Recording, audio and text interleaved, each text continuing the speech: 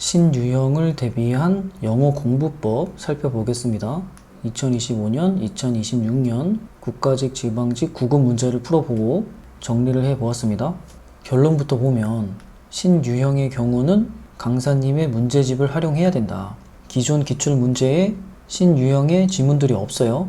그러면 기존 유형은 어떻게 해야 되냐? 하던 대로 기출을 풀면 됩니다. 자, 봅시다.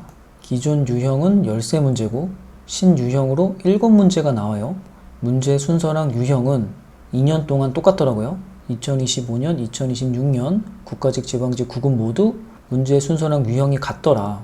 그러면 여기 대비해서 준비를 하면 되죠. 자, 신유형의 경우는 안내문이 6문제고 이메일이 1문제인데 안내문, 그러니까 정보 전달하는 문제가 6문제나 된다.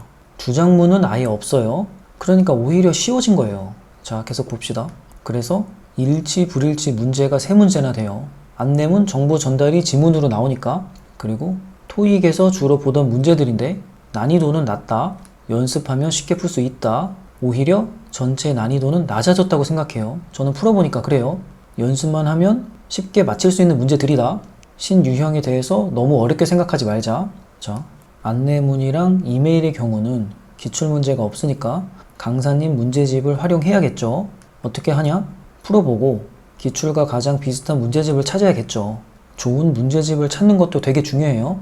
서점에 가서 문제집을 살펴보고 내가 풀어본 기출이랑 가장 비슷한 것을 찾아서 공부하는 게 좋겠죠. 그리고 신유형에 나오는 단어들은 기출과 같다. 그러니까 기출 단어만 외우면 되지 신유형을 대비한다고 새로운 단어 따로 외울 필요 없다. 그리고 기존 유형의 문제들은 하던 대로 기출로 공부하면 됩니다. 문법, 어휘 문제들도 이전 기출과 같고 독해 문제도 이전 기출과 같더라. 하던 대로 기출 무한 해독을 하면 된다. 그리고 2027년부터는 25문제가 되죠. 그러면 5문제가 추가될 텐데 제 생각에는 신유형 문제가 2개 추가되고 기존 유형 문제가 3개 추가되지 않을까 이렇게 생각합니다. 아예 새로운 유형은 나오지 않을 것 같아요. 자, 다음 신유형 문제가 7문제인데 6번, 7번, 8번, 9번, 10번, 11번, 12번이 연속적으로 신유형이 나와요. 자, 6번, 7번과 8번, 9번은 결이 같다. 6번, 7번은 제목 한 문제, 일치, 불일치 한 문제가 나오는데 지문이 안내문, 공지사항, 정책 소개 이런 것들이 나오고 8번, 9번도 마찬가지로 안내문, 공지사항, 정책 소개 이런 것들이 나오더라. 그 내용들을 보면 플라스틱 사용 줄이기 참여를 안내하고 재활용 정책 단순화에 대해 안내하고 스팸 문자를 조심하라고 안내하고 쥐로 인한 질병 방지 프로그램에 대해서 안내를 한다. 자, 대충 감이 오죠? 공공기관에서 안내문을 게시하거나 공지사항을 게시하거나 이런 것들이죠. 계속 보면 영사관에 불만을 제기하는 방법, 계절별 수도요금 변동 설명, 내셔널 헬스 센터 파운데이션이라는 기관을 소개하고 위험한 쓰레기 처리법에 대해서 안내를 한다. 안내문, 공지사항, 정책 소개, 기관 소개 이런 것들이 나오는 거죠. 자, 그리고 10번 문제는 목적을 물어보는데 지문이 이메일이 나오고 보통 요청이나 제안하는 글이 나와요. 예를 보면 민원 처리를 요청하고 행사 장소를 큰 곳으로 변경하는 것을 제안하고 면접 결과를 문의하고 도서관 자료 사용 권한을 요청하거나 제안하는 것들이죠. 이런 것들을 알고 가면 문제 푸는데 유리하겠죠. 이렇게 기출 분석을 꼭 하는 게 중요합니다. 기출 분석을 하면 무조건 기출로만 공부를 하게 돼 있어요.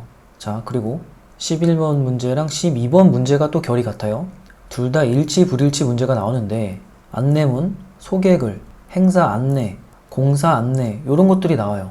자, 그 예시들을 봅시다. 어린이 여름 미술 캠프 안내, 예술박물관 관람 안내, 독립박물관 소개, 자원봉사자 모집 공고문. 자, 대충 감이 오죠? 토익에서 이런 거 풀었었죠? 뭐가 나오겠어요? 언제, 어디서, 무엇을, 어떻게 이런 것들이 나오겠죠? 뭐 몇 시부터 몇 시까지 오픈한다, 어디서 한다, 무엇을 한다, 티켓 가격은 얼마고 어떻게 하면 할인해준다 뭐 이런 게 나오겠죠. 자, 마찬가지로 12번도 HHS라는 기관을 소개하고 더 내셔널 에너지 코퍼레이션이라는 기관을 소개하고 항공수집품 박람회를 안내하고 캠퍼스 건설 공사를 안내하고. 대충 감이 오죠? 건설 공사 안내 생각해보면 언제부터 언제까지 하고 몇 시부터 몇 시까지 교통체증이 발생하고 이런 것들 나올 게 뻔하죠. 자, 그리고 기존 유형의 문제들은 13문제인데 1번부터 3번까지는 어휘 2문제, 문법 1문제, 4번, 5번은 대화 2문제, 13, 14번은 문법 2문제, 그리고 15번부터 20번까지가 독해인데 독해는 기존 기출에 나오던 대로 그대로 나옵니다. 변함이 없어요. 주제, 글의 순서, 문장 위치, 어색한 문장, 빈칸 추론 2문제 요렇게 문제가 나오더라. 그리고 유형 분류를 토탈로 보면 문법 3문제, 어휘 3문제, 대화 2문제, 목적 2문제, 일치, 불일치 3문제, 제목 1문제, 주제 1문제, 글의 순서 1문제, 문장 위치 1문제, 어색한 문장 1문제, 빈칸 추론 2문제가 나오더라. 신유형이 7문제나 추가가 됐지만 기존 유형의 경우는 그대로 기출만 공부하면 되고 7문제 중에서 6문제가 안내문이에요. 정보 전달하는 거다. 이 안내문은 주장문보다는 훨씬 쉬워요. 주장문에서 학문적인 내용 나오면 되게 어렵잖아요. 그래서 충분히 할만하다. 연습만 하면 할 수 있고 충분히 실력 키울 수 있다. 한 문제는 이메일이 나오는데 이것도 연습만 하면 충분히 맞힐 수 있다. 어렵지 않다. 자, 제가 다음 강의로는 신유형의 문제들을 한번 풀어볼게요.